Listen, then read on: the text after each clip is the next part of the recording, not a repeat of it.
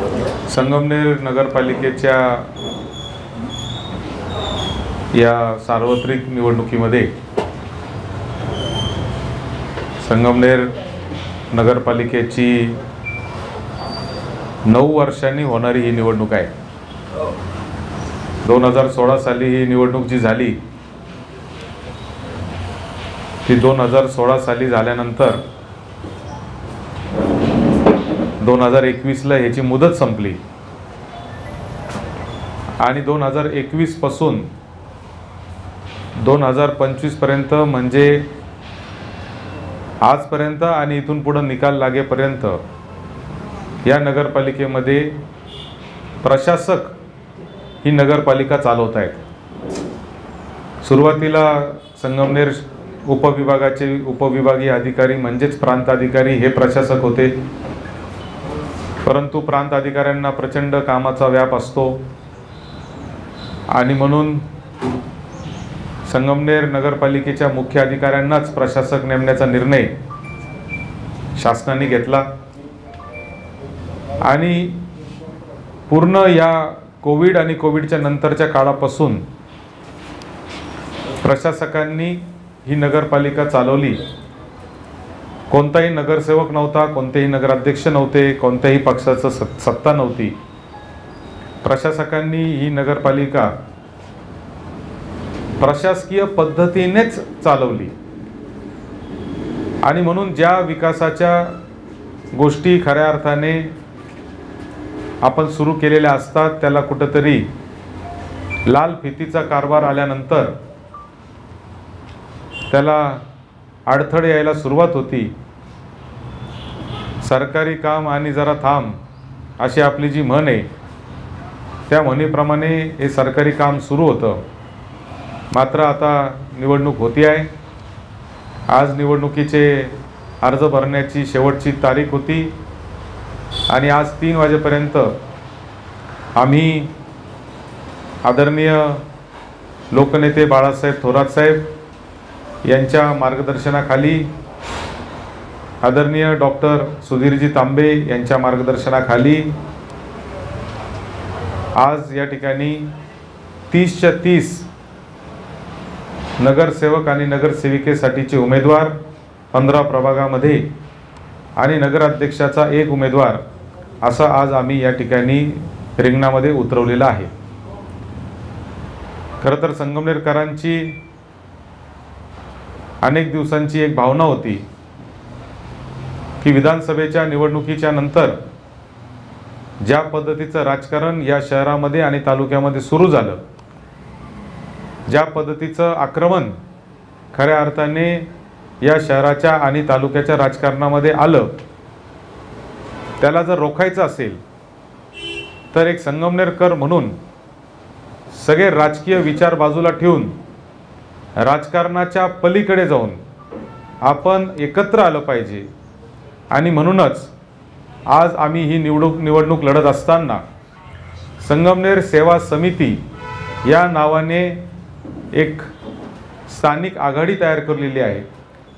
संगमनेर सेवा समिती ही सेवा समिती संगमनेरकरांच्या सेवेसाठी येणाऱ्या काळामध्ये काम करणार आहे।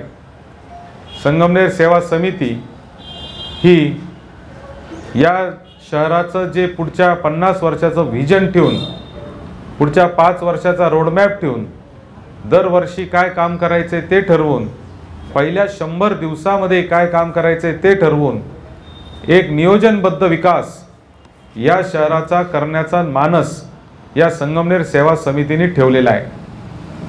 संगमनेर सेवा समिती ही राजकारणाच्या पलीकडची संगमनेरकर म्हणून एकत्रित येऊन आम्ही तयार केलेली एक संघटन आहे आणि याच्या माध्यमातून ही निवडणूक आपण खऱ्या अर्थाने लढतो आहे। या निवडणुकीत नगराध्यक्षाच्या उमेदवार म्हणून डॉक्टर मैथिली तांबे यांची आम्ही नगराध्यक्ष पदाच्या उमेदवार म्हणून निवड केलेली आहे। डॉक्टर मैथिली तांबे ह्या माझ्या पत्नी जरी असल्या तरी त्या शिक्षणाने डॉक्टर आहेत, BDS झालेल्या आहेत आणि त्याचबरोबर शिक्षण क्षेत्रामध्ये आणि सामाजिक क्षेत्रात त्या गेल्या अनेक वर्षांपासून कार्यरत आहेत। विशेष करून लहान मुलं आणि शिक्षणाच्या बाबतीमध्ये त्यांचं एक काम आहे आणि म्हणूनच सामाजिक क्षेत्रामध्ये माझ्या विजनला जर खऱ्या अर्थाने कोणी पुढे घेऊन जाऊ शकत असेल तर त्या होत्या आणि म्हणून आमच्या सगळ्यांच्या आग्रहास्तव त्यांनी ही निवडणूक लढवण्याचा निर्णय घेतलेला आहे। मागच्या अनेक वर्षांपासून याच्यात संगमनेर नगरपालिकेत सौ दुर्गाताई तांबे आणि दिलीप शेठ कुंड यांनी खरं तर काम केलं। 2007 ते 2021 मध्ये 12.5 वर्ष दुर्गाताई होत्या तर 2.5 वर्ष दिलीप शेठ होते। यांनी खूप चांगल्या पद्धतीचं काम मागच्या ह्या काळामध्ये केलेलं आहे। त्याच्या आधी कैलास शेठ लोणारी असतील, अरुणराव वागचौरे असतील, दिलीप पुंडा असतील, विश्वासराव मुर्तडक असतील, प्रभारी नगराध्यक्ष म्हणून काम केलेले सोमनाथ अभंग असतील, त्याचबरोबर प्रभारी नगराध्यक्ष म्हणून काम केलेले बाळासाहेब पवार असतील, या सगळ्यांनी डॉक्टर सुधीर तांबे असतील त्यांच्या मार्गदर्शनाखाली शहरामध्ये मूलभूत समस्या ज्या आहेत त्या संपवण्याचं काम केलं। आणि आज आम्ही पुन्हा एकदा संगमनेर 2.0च्या माध्यमातून नव्या आवृत्तीसह नव्या विचारासह आम्ही आलेलो आहे। संगमनेर सेवा समितीचं एक ब्रीदवाक्य आहे, विचार नवा जो संगमनेरकरांना हवा। अशा पद्धतीने संगमनेरकरांना अभिप्रेत असलेल्या नव्या विचाराने ही समिती काम करेल। याच्यामध्ये अनेक बिगर राजकीय लोकांना देखील आम्ही सामावून घेणार आहे। या शहराचा विकास करत असताना आम्ही जनतेचा जाहीरनामा देखील तयार करण्याचं काम सुरू केलेलं आहे। आपल्याला माहिती आहे की मागच्या पत्रकार परिषदेमध्ये आपण QR कोड दाखवला होता। आज 6000 पेक्षा जास्त संगमनेरकरांनी याच्यामध्ये आपल्या सूचना दिलेल्या आहेत। मी वेगवेगळ्या समाजातील घटकांना जाऊन भेटतोय, त्यांच्या देखील सूचना मी घेतोय आणि यातून जनतेचा एक जाहीरनामा जो पुढच्या 100 दिवसाचं, 1 वर्षाचं, 5 वर्षाचं आणि 50 वर्षाचं विजन ठेवून एक चांगल्या पद्धतीचं काम करण्याचा मानस आम्ही केलेला आहे। या निवडणुकीमध्ये 30 जे उमेदवार आपण टाकलेले आहेत त्यांचा खरं तर नामोल्लेख फक्त आज या ठिकाणी मी करतो। त्यांचा जो सविस्तर परिचय आहे तो परवा सकाळी 11 वाजता पुन्हा एकदा आम्ही सगळ्या उमेदवारांबरोबर परिचय करून देणार आहे। या ठिकाणी प्रभाग क्रमांक 1 मध्ये OBC महिलामधून सीमा महेश खटाटे या उमेदवार असणार आहेत, तर सर्वसाधारणमधून दिलीप सहदेव पुंड हे उमेदवार असणार आहेत।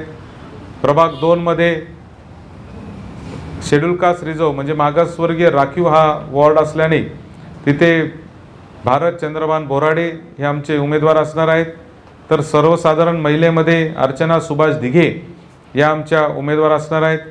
प्रभाग क्रमांक 3 मधून OBC सर्वसाधारणमधून सौरभ विवेक कासार हे आमचे उमेदवार असणार आहेत, तर सर्वसाधारण महिलामधून शोभा बाळासाहेब पवार या आमच्या उमेदवार असणार आहेत। प्रभाग क्रमांक 4 मधून महिलामधून काशीत प्राची भानुदास या शिवसेना चे कार्यकर्ते अमोल कवडे यांच्या पत्नी आहेत।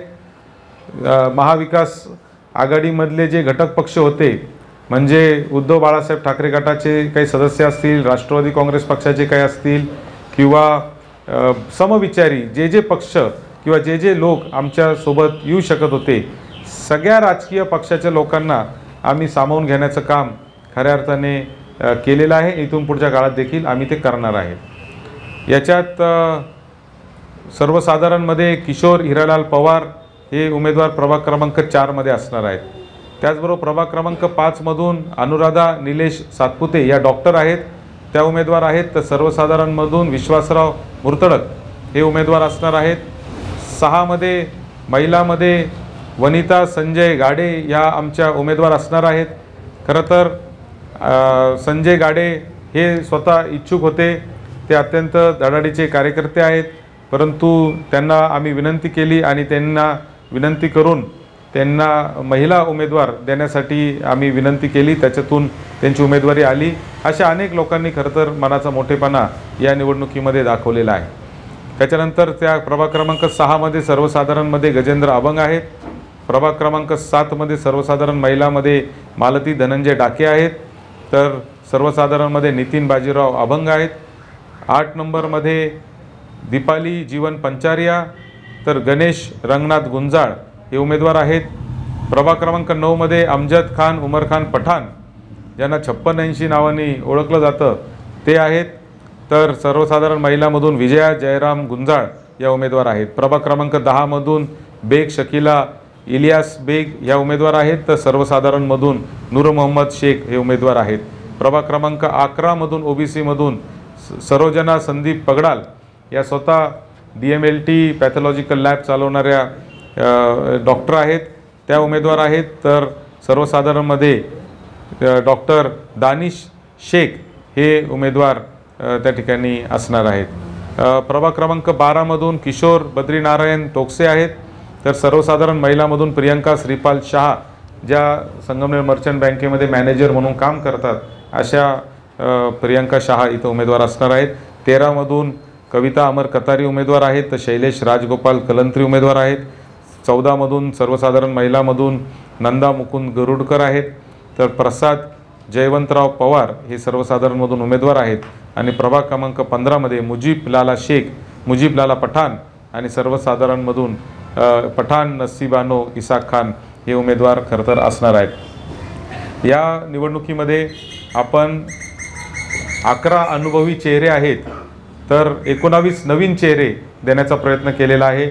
नवीन चेहरे देण्याचा प्रयत्न यासाठी केलेला आहे की खऱ्या अर्थाने नव्या जुन्याचा मेळ घालून एक चांगल्या पद्धतीचं नगरपालिका या ठिकाणी उभं करण्याचा प्रयत्न आपण या निमित्ताने करतो आहे. जे विजन आम्ही या संगमनेर शहरासाठी ठेवलेलं आहे, त्याला पुढं घेऊन जाण्यासाठी जे योग्य पद्धतीने साथ देऊ शकतात असे उमेदवार निवडण्याचा प्रयत्न आम्ही केलेला आहे. सगळे उमेदवार निवडत असताना त्यांचं चारित्र्य असेल, त्यांचं सामाजिक काम असेल, त्यांचं समाजामध्ये असलेली जी लोकप्रियता असेल, हे सगळं नजरेसमोर ठेवून हे उमेदवार केलेले आहेत. हे उमेदवार करत असताना या उमेदवारांकडून चांगल्या कामाची अपेक्षा आणि सगळ्या गोष्टी आम्ही यापूर्वीच त्यांच्याशी चर्चा करताना केलेल्या आहेत. एक महत्त्वाची गोष्ट म्हणजे मला या निमित्ताने सांगायची, ती म्हणजे या सगळ्या उमेदवारांकडून आम्ही एक अंडरटेकिंग म्हणजे ज्याला आपण ॲफिडेविट म्हणतो तशा पद्धतीने आम्ही घेतलेलं आहे, ज्याच्यामध्ये ते नगरपालिका किंवा नगरपालिकेशी संबंधित कोणत्याही कामामध्ये प्रत्यक्ष ठेकेदारी किंवा अप्रत्यक्ष ठेकेदारी करणार नाहीत, हे अशा पद्धतीचं ॲफिडेविट देखील आम्ही सगळ्या उमेदवारांकडून या ठिकाणी आमच्या समितीकडे घेतलेला आहे. कारण अनेक वेळा आपण अशा पद्धतीचे आरोप ठेकेदारांवर नगरसेवकांवर होत असतात आणि म्हणून कोणत्याच नगरसेवकांना प्रत्यक्ष अथवा अप्रत्यक्ष दुसऱ्याच्या नावावर देखील काम करता येणार नाही, अशा पद्धतीचे स्पष्ट आम्ही या ठिकाणी सूचना त्यांना दिलेल्या आहेत आणि त्यांच्याकडून त्या पद्धतीचं लेखी ॲफिडेविट आम्ही घेतलेलं आहे. या निवडणुकीमध्ये आमची फार मोठी तारांबळ उडाली, कारण मोठ्या प्रमाणावर लोकांच्या ओघ होता, इच्छुकांची संख्या होती, खूप मोठ्या प्रमाणावर इच्छुक आमच्याकडे होते. अनेक लोक नाराज झालेले आहेत, त्यांनी काही लोकांनी अर्जही भरले असतील. आता त्यांच्याशीही त्यांची मनधरणी करून आम्ही त्यांना विनंती करणार आहे की त्यांनी माघार घ्यावी आणि समितीच्या पाठीशी खंबीरपणाने उभं राहावं. आम्ही या निमित्ताने हेही सांगतो की अनेक लोकांनी मनाचा मोठेपणा दाखवून अर्ज पण भरलेले नाहीत. अशा सगळ्या लोकांचं आम्ही अभिनंदन करतो, त्यांचे आभार मानतो की त्यांनी वरिष्ठांच्या निर्णयाचा आदर ठेवून त्यांनी आपलं उमेदवारी अर्ज भरला नाही, त्यांचं देखील मी अभिनंदन करतो.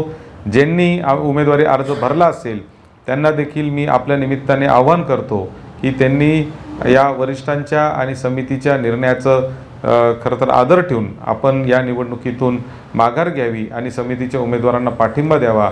उमेदवार निवडत असताना एकाच जागेवर 2-2, 4-4 चांगले उमेदवार देखील असतात, मात्र देताना आपल्याला एकालाच द्यावं लागतं आणि म्हणून अनेक वेळा नाराजी होत असते. परंतु प्रयत्न आमचा आहे की कुठल्याही पद्धतीचा कार्यकर्ता आणि पदाधिकारी आमचा नाराज राहणार नाही. ज्यांचं नाराजी असेल त्यांच्याकडे जाऊन त्यांची मनधरणी करण्याचा प्रयत्न प्रामाणिकपणे मी स्वतःही करणार आहे आणि थोरात साहेब देखील तो प्रयत्न करणार आहेत. अशा प्रकारे ही निवडणूक आता सुरू झालेली आहे आणि या निवडणुकीसाठी आम्ही आता लवकरच आमचा जाहीरनामा घेऊन येऊ, विजनचं डॉक्युमेंट आमचं घेऊन येऊ आणि मोठ्या ताकदीने आम्ही ही निवडणूक लढणार आहे. आजपर्यंत या शहरामध्ये प्रचार करत असताना, फिरत असताना लोकांची अत्यंत चांगला प्रतिसाद आम्हाला मिळतोय. किंबहुना लोकांची अपेक्षा आहे की या निवडणुकीमध्ये आमच्या हातामध्ये पुन्हा ही नगरपालिकेची सत्ता देऊन, त्याचा कारभार देऊन संगमनेर 2.0 म्हणजे पुढची आवृत्ती, संगमनेरची पुढची आवृत्ती, जसं आपण एखाद्या मोबाईलमध्ये सॉफ्टवेअर अपडेट करतो, जुनं सॉफ्टवेअर पण चांगलं असतं पण ते काळानुरूप बदलावं लागतं, नवीन गोष्टी त्याच्यात आलेल्या असतात, नवीन फीचर आलेले असतात, नवीन टेक्नॉलॉजी आलेली असते, त्या पद्धतीने संगमनेरमध्ये मूलभूत कामं सगळे झालेले आहेत. आता पुढची आवृत्ती या संगमनेर शहराची आणण्यासाठी आता आम्ही प्रयत्न या संगमनेर 2.0च्या माध्यमातून करणार आहे. धन्यवाद. आम्ही या चिन्हाच्या बाबतीमध्ये निवडणूक आयोगाचे अत्यंत किचकट असे नियम आहेत, ज्याच्यामध्ये स्थानिक विकास आघाडी जरी रजिस्टर केली तरी त्याला अपक्षांचे चिन्हापैकी चिन्ह घ्यावं लागतं आणि मग त्याच्यातून जे आहे ते दुसऱ्यांनी जर चिन्ह मागितलं तर ते लॉटरी पद्धतीने द्यावं लागतं. असे खूप किचकट नियम हे निवडणूक आयोगाचे आहेत, हे आमच्या लक्षात आलं आणि म्हणून आमच्याकडं स्थानिक विकास आघाडी रजिस्टर असताना देखील आम्ही तिचा वापर न करता आम्ही या निवडणुकीमध्ये ऑल इंडिया फॉरवर्ड ब्लॉक नावाच्या राष्ट्रीय पक्षाचा या ठिकाणी उपयोग केलेला आहे, जेणेकरून त्यांचं जे चिन्ह आहे त्या चिन्हावर आम्ही निवडणूक लढणार आहे. ते चिन्ह अधिकृतरित्या लवकरच मिळेल, परंतु त्या चिन्हाचं आम्ही वापर या निवडणुकीमध्ये करणार आहे. ते चिन्ह आत्ता तरी त्यांचं अधिकृत जे आहे ते सिंह हे चिन्ह आहे.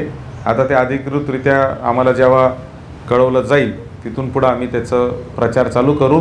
परंतु जसं सगळ्या पक्षांचं एक चिन्ह असतं तसं याही राष्ट्रीय पक्षाचं चिन्ह हे सिंह आहे.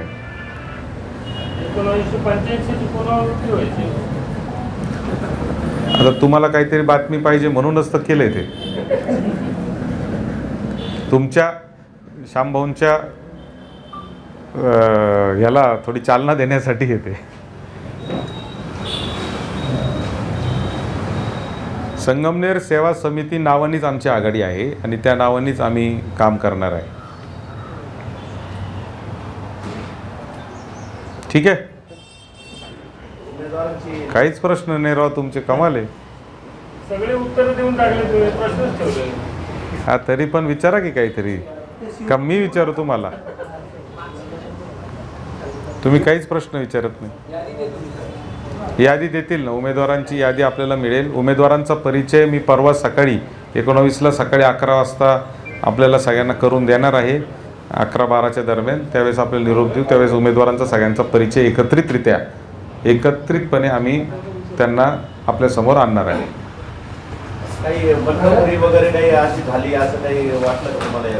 नाही, जसं मी सांगितलं तसं प्रचंड ओघ होता आमच्याकडे लोकांचा, प्रचंड मोठ्या संख्येने मागणी होती आणि ज्या पद्धतीचं वातावरण मागच्या 1 वर्षामध्ये या शहरामध्ये आणि तालुक्यामध्ये झालेलं आहे त्याच्यातून नक्कीच लोकांना जे आहे ते काहीतरी बदल पाहिजे आहे आणि म्हणून लोक मोठ्या अपेक्षेने आमच्याकडे येत आहेत.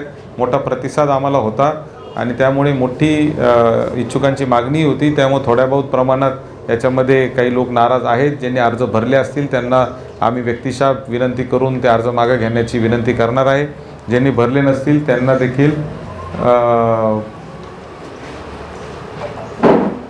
देखील आम्ही, ज्यांनी भरले नाही त्यांचे देखील आभार मानतो आणि ज्यांनी अर्ज भरले आहेत त्यांना विनंती करणार आहे. मी पण विनंती करणार आहे, थोरात साहेब पण विनंती करणार आहे. आंबे साहेब, आक्षेप आहे तुम्ही 5 जिल्ह्यांचे आमदार आहेत, ते संगमनेरसाठी थांबून राहिलेले आणि याला काय उत्तर देऊ शकतो? ते 5 जिल्ह्यांचे आमदार नाशिक परिवर्तन नाही, असं आहे की शेवटी प्रत्येकाच्या कार्यशैलीचा तो एक प्रकार असतो. माझी कार्यशैली अशी आहे, ज्यांनी माझ्याबरोबर जवळून काम केले त्यांना माहिती आहे की माझ्या कार्यशैलीमध्ये मी 5 जिल्हे नाही, मी 35 जिल्ह्याच्या युवक काँग्रेसचा अध्यक्ष पण राहिलेलो आहे. मी जिल्हा परिषद सदस्य म्हणून 10 वर्ष काम पण केलेलं आहे. मी राष्ट्रीय स्तरावर नेहरू युवा केंद्र नावाच्या संघटनेचा कार्यकारिणी सदस्य म्हणून भारत सरकारचे काम केलेलं आहे. माझ्या कार्याचा आवाका जर असेल तर मी त्याच्यामध्ये निश्चितपणाने रिझल्ट देऊ शकतो आणि मला 100% खात्री आहे की संगमनेरकरांचा माझ्यावर विश्वास आहे. संगमनेरकरांना माहिती आहे की नक्कीच सत्यजित करू शकतात आणि म्हणून मी जे आहे ते व्यवस्थितपणे काम करून दाखवणार आहे.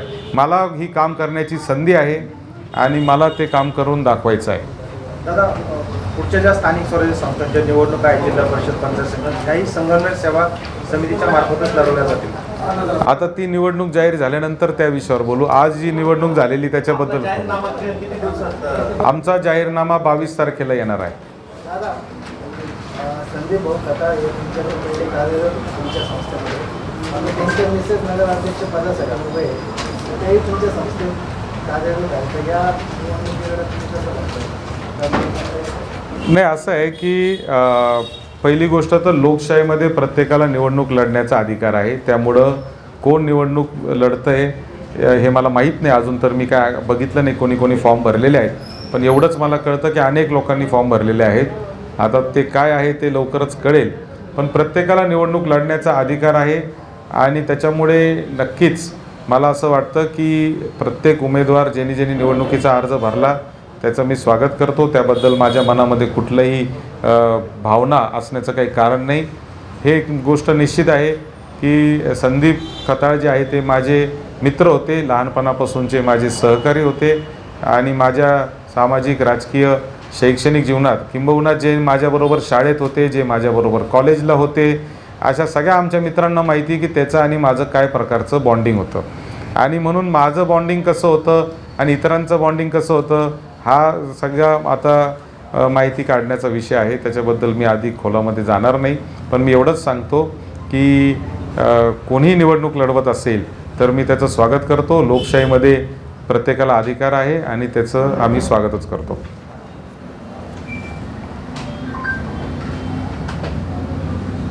झालं?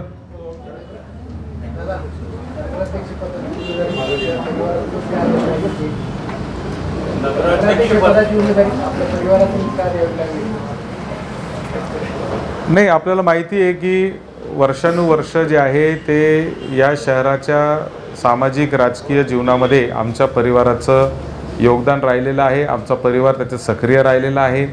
आमच्या वडिलांच्या राजकीय जीवनाची सुरुवात देखील नगराध्यक्ष म्हणून 91 साली झाली होती. त्यांनी खूप चांगल्या पद्धतीचं काम केलं. त्याच्यानंतर आपण पाहतो की या शहरामध्ये मोठ्या मोठ्या विकासाची कामं झाले आणि म्हणूनच मला असं वाटतं की एक परंपरा ती होती आणि त्याच्यामुळे आमच्या आईंनी देखील खूप काम केलं.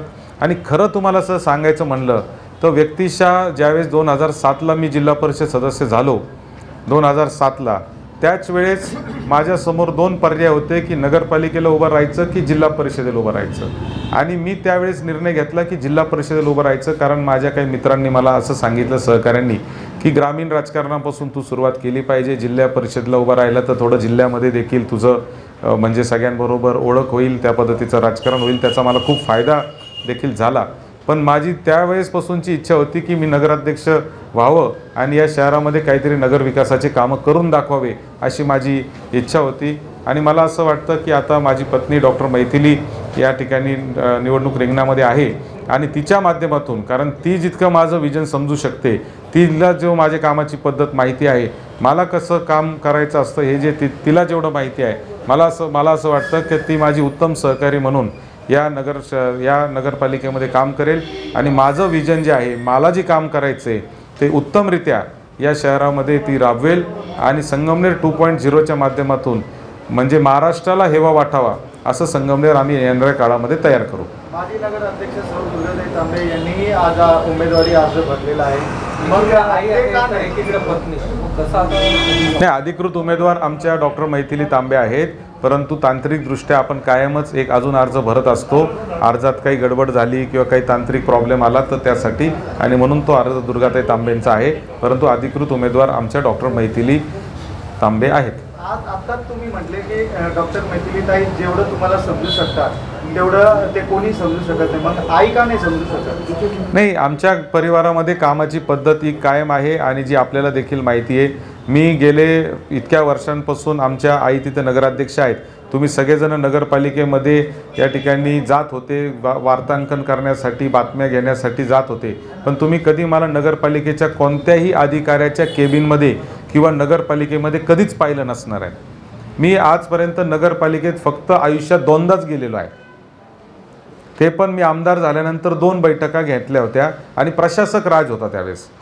आणि प्रशासकाच्या काळामध्ये जेव्हा माझ्या आई नगराध्यक्ष नव्हत्या त्यावेळेस फक्त काही लोकांच्या प्रश्नासंदर्भात मी 2दा बैठक घेतली होती. अन्यथा एकदा माणसाला निवडून दिलं आणि एखाद्याला एक जबाबदारी दिली तर त्याच्यामध्ये आपण जास्त मध्ये मध्ये करायचं नाही, अशा पद्धतीचं आमची एक पद्धत आहे.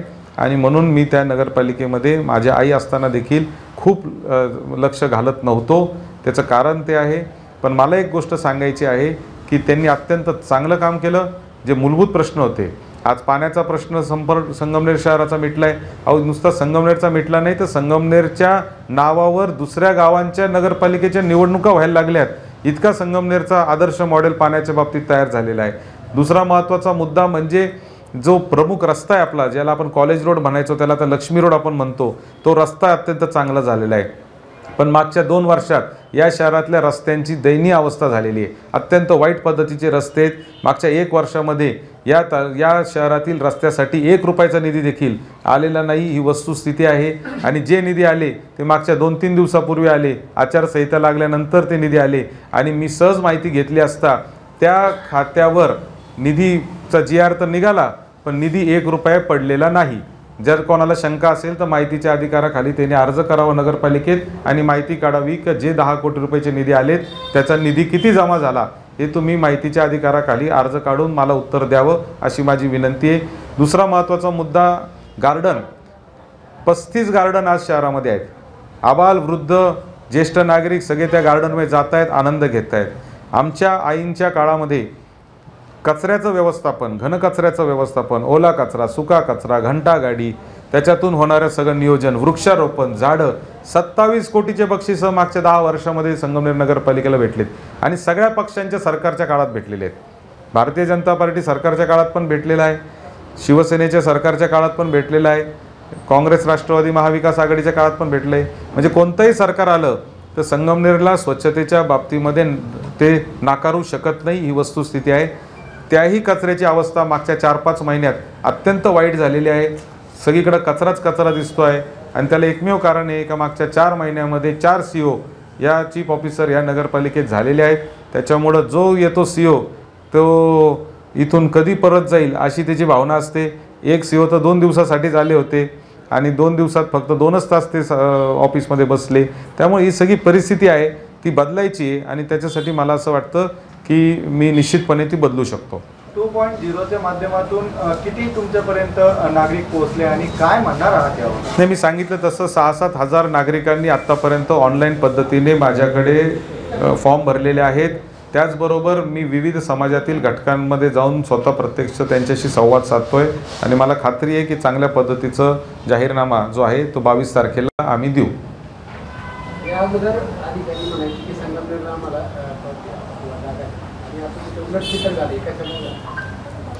आता एकाशामुळे झाले हे पत्रकारितेमध्ये शोध पत्रकारिता नावाचा पण एक प्रकार असतो, तो आपण सगळ्यांनी चालू करावा अशी माझी आपल्याला विनंती आहे. कारण शोध पत्रकारिता केली तर आपल्याला कळतं की बातमी मागची बातमी काय आहे किंवा प्रत्येक गोष्टीच्या मागे काय राजकारण दडलेलं आहे हे आपल्याला कळेल. इथं आज अधिकारी यायला तयार नाही आहेत. संगमनेर म्हणजे बारामती, संगमनेर हे असे काही तालुके या राज्यामध्ये होते की ज्याच्यामध्ये अधिकारी येण्यासाठी उत्सुक असायचे. मात्र आज परिस्थिती अशी आहे का एकतर अधिकारी यायला उत्सुक नसतात, आले तर ते टिकत नाही आणि टिकले तर ते कुठंतरी प्रॉब्लेमॅटिकच असतात. असंच आपल्याला मागच्या काही काळामध्ये चित्र दिसून येतं आहे.